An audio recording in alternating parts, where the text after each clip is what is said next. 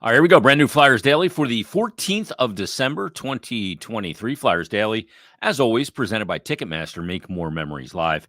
Flyers will be back in action tonight. They'll take on the Washington Capitals for the first time this season. We're going to first look at the Caps, and it's not really the Caps that we're used to. It's weird. It's odd because they have what I think is the greatest goal scorer in the history of the game. I know he doesn't have the most amount of goals. Gretzky's got 894. Ovechkin's got 827. I look at the era, though, and I don't want to say ease of which it was to score for Gretzky, comparing it to Ovechkin, but the goalies in Ovechkin's time much better. And when you look at the league adjusted numbers, I think that Ovechkin, considering the goaltending he's had to face, the fact that he's got 827 is makes him, for me, the league's best all-time pure goal scorer. He had 822 goals coming into the season. He's only got 827 now. That's pretty crazy that Ovechkin at this point in the seasons only got 5 goals. And really the thing with Washington, when you think of them with Backstrom, Ovechkin, and Oshie, and Carlson, and all the weapons they've had over the years, they've been an offensive team. They've been very offensive this year. They're 30th in the NHL in goals per games played, 2.48 goals per game. It's almost stunning to me that their record is 14-8-3, averaging under 2.5 goals per game. That's just, when you consider that teams like the Anaheim Ducks, who are 10-17, score more goals per game. The Montreal Canadiens, 12-13 and 3, score more goals per game. The St. Louis Blues, who just fired former Flyer head coach and Stanley Cup winning head coach Craig Berube, score more goals than the Washington Capitals. The only two teams that score less than the Caps have been the Chicago Blackhawks at 2.36 goals per game and the San Jose Sharks. And each of those teams has 9 wins on the year. It's a stunning number. The reason why the Caps are in games, though, is because they only give up 2.84 goals per game. They're still upside down on it. It's not a great number, but they're not giving up a tremendous amount of goals per game. Matter of fact, they give up 2.84, which is slightly 100th less than what the Rangers give up. It's when you look at the league totals and where that ranks, the 2.84, it's up there. It's 9th in the NHL. Flyers average 2.71 goals allowed per games played. Caps are 9th. Flyers are 8th. Caps are 9th. And that's the reason why they have been able thus far to survive the lack of scoring. Like I said, 25 games played. They've played less games than any other team in the division. 14-8-3. They've got 31 points. They have 3 games in hand on the Flyers. They are 5-4-1 in their last 10. They did win their last 2. They've been really kind of streaky this year. They'll put a couple of wins together. They'll put a couple of losses together. They've been kind of up and down. And when you look at Washington's schedule this year, they have some things in common with the Flyers. So when you look at their results through their first 25 games, you see some teams that the Flyers also lost to, that the Caps have also lost to, like San Jose. That one sticks out. Flyers lost to San Jose 2-1. Caps lost to San Jose 2-1. Flyers beat the Los Angeles Kings in Los Angeles. Caps beat Los Angeles in Los Angeles. Caps also beat Anaheim in Anaheim. Flyers did that as well. They also have beaten Buffalo. The Flyers have also beaten Columbus. Flyers have also beaten Vegas and lost to Vegas. So have the Caps. There's a lot in here that's very similar from a common opponent standpoint. Although the Caps most recently, they beat the Chicago Blackhawks 4-2 in their last game on Sunday, and then they beat the New York Rangers Saturday at home 4-0. That's not an easy task to beat the Rangers 4-0. We saw the Rangers come in and beat the Flyers 3-1. Before the Flyers played Arizona and got that 4-1 win in Arizona, Arizona beat the Caps in their home building 6-0. So there's a lot of similarities there, not to mention that the Flyers played the Dallas Stars earlier this year and lost to them 5-4 in Dallas in overtime. Well, the Caps lost to the Dallas Stars 5-4 in the shootout. So I just thought that was kind of odd. This is the second game of a 4-game trip for the Caps as well. Like I said, they started it in Chicago on Sunday with the win. I'm sure they returned home because they have a bunch of days between games. So from Sunday until tonight, when they play the Flyers, then they'll be back in action Saturday on the road in Nashville, and then Sunday they'll be in Carolina to take on the Carolina Hurricanes. Flyers, of course, coming back from the trip, the 3-game road trip where they opened with the Arizona Coyotes. They got that 4-1 win in Arizona. Then they went Saturday night and took on the Colorado Avalanche, went into the third period 3-2 in that game, came out with a 5-2 win. Really good performance from the Flyers. And then they obviously had the overtime loss in their last game, and a game where I thought they played incredibly hard. I thought they played pretty well in that game against the Nashville Predators. The overtime goal was a little bit goofy. I know a lot of people were still screaming even yesterday. Where was the whistle on that? Well, he didn't. There should have been a whistle when Garnet Hathaway touched up that puck on the delayed penalty call, but there should not have been a whistle on what turned out to be the game-winning goal for Philip Forsberg. Ref was in the right spot. He saw that he did not have it squeezed, and Forsberg played to the whistle and went in, picked that puck up as it dribbled behind Sam Ersson and put it in. So it was the right call. But the Flyers come out of the trip with 5 of a possible 6 points. So really good, really successful road trip for the Flyers. Now they got to come back home and make it stand up. And they get 2 games at home before they go back out on the road for another one. It'll be Washington tonight. Then coming up Saturday night, it'll be our first look at the Detroit Red Wings, probably without Dylan Larkin.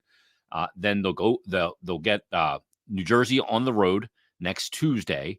And then next Thursday, we'll see the Nashville Predators once again, this time in Philadelphia at Wells Fargo Center. Then they'll head to Detroit before Christmas, come home for Christmas, then head back out on a West Coast trip after Christmas, starting on December 28th against Vancouver. Then they'll head to Seattle, hit Calgary and Edmonton after the new year, and they'll return home to the Wells Fargo Center January 4th against the Columbus Blue Jackets. So this game tonight, Flyers and the Caps. Like I said, the Caps are a team that's had trouble scoring. They're a team that has done a pretty decent job of keeping the puck out of their net. But still, you've got Ovechkin. I know they've had trouble scoring. Their power play's got to be highly ranked. Nope, not the case. Their power play, and I don't know that this has ever been the case. I'd have to really go back and do some serious research and bear down on it. But their power play with Alex Ovechkin is ranked 32nd in the NHL.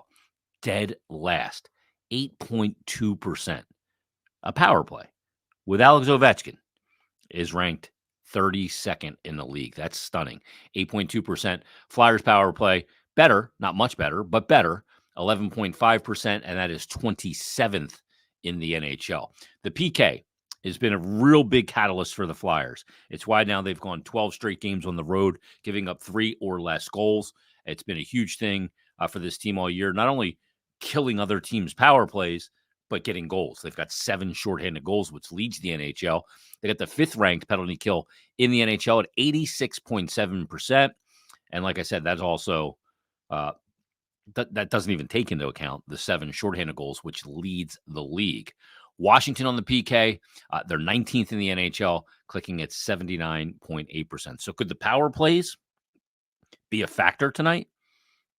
It doesn't look like it on paper, but I got to tell you, I'm still not looking to put Alex Ovechkin on the power play. Not looking to put any team on the power play ever, but still, he is a weapon. I was talking to Chris Terrian on our pregame show one night and talking about that when the Flyers were getting ready to take on Colorado because their power play was not ranked very high. It was 19th in the league at the time.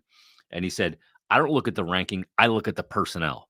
And that personnel is personnel I don't want to have to kill a penalty against. And that's the same thing with Washington.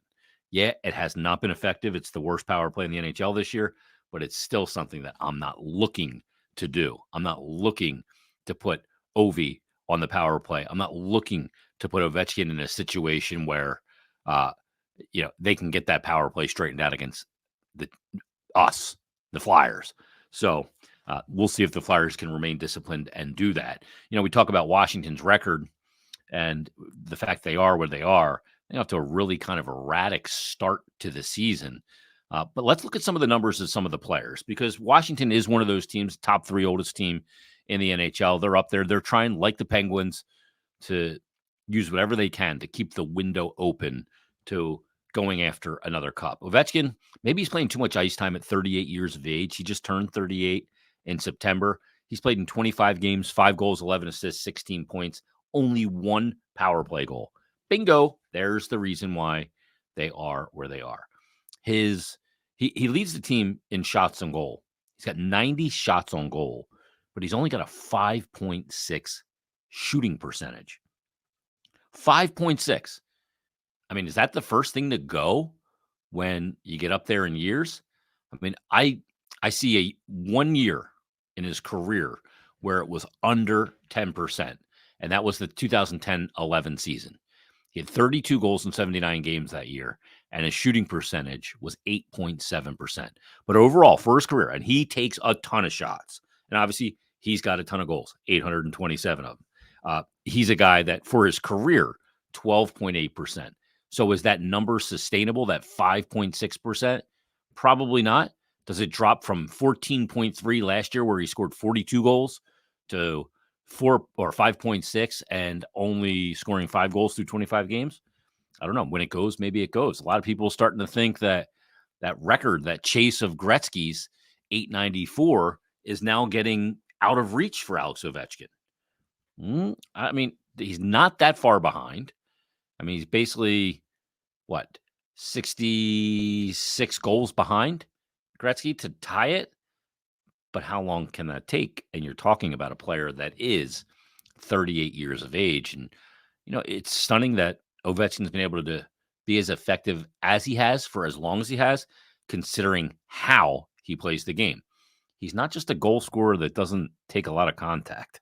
He's a guy that initiates a ton of contact and takes a lot of contact. So there's probably a lot of wear and tear on those 38-year-old bones of Ovechkin. Second in points, 25 games played, is John Carlson. He's got 15 points, but only 1 goal. 1 goal, 14 assists for 15 points. Tom Wilson has got 15 points, 9 goals, and 6 assists. Dylan Strome leads the way when it comes to goal scoring for the Caps. In 25 games, he's got 11 goals and 14 points. Connor McMichael's got 5. Also, Evgeny Kuznetsov, easy for me to say, has got 5 goals and 6 assists for 11 points in 22 games. That's also been part of the problem. Kuznetsov, really since they won the Cup, has been kind of a shell of the player they'd hoped he would be and would be at this point in his career. When Ovechkin starts maybe to tail off a little bit, they're talking about a change of scenery for a guy like Kuznetsov. We mentioned that they've done a pretty good job keeping the puck out of their net. They've played 3 goalies this year, but really the main 2 are Darcy Kemper, who has a record of 6-6-2, 313 goals against average, and an 892 save percentage. And then Charlie Lindgren, in 10 games played, a record of 6-2-1, a 234 goals against average, and a 931 save percentage. He's been much better statistically than Kemper has Lindgren. It'd be Carter Hart tonight for the Flyers, with Sam Ersson getting that last game. So Carter Hart, who's been old reliable for the Flyers, will get the start tonight when they take on their division rival and the Washington Caps. Carter Hart on the season, by the way, his numbers, I just feel like he's just been so consistent this year. He's got a record of 9-6-1, which isn't staggering. It's a good record. 242 goals against average, pretty darn good, and a 919 save percentage, really darn good. Sam Ersson, on the other hand, has a record of 5-3-2. His goals against is 2.80, which is pretty good. Save percentage, not nearly as good. 883 is his save percentage. He had a couple lopsided games and smaller sample size for Sam Ersson. That's going to affect him for longer as he goes through the season. But we expect it to be Carter Hart in the lineup tonight. We'll see if there's any other lineup changes tonight. Does Mark Stahl draw back in for Igor Zamula? Does Ole Lexell get in the lineup for perhaps a winger? I tend to doubt that one, but we'll see how that plays out. And the Flyers will take on a Caps team back at Wells Fargo Center. That a lot of history between these two teams, and should be a good game tonight as they're both battling for the same real estate in the Metropolitan Division of the Eastern Conference. So tonight, Flyers Caps. How about we recap it tomorrow? Join us then for a brand new episode of Flyers Daily.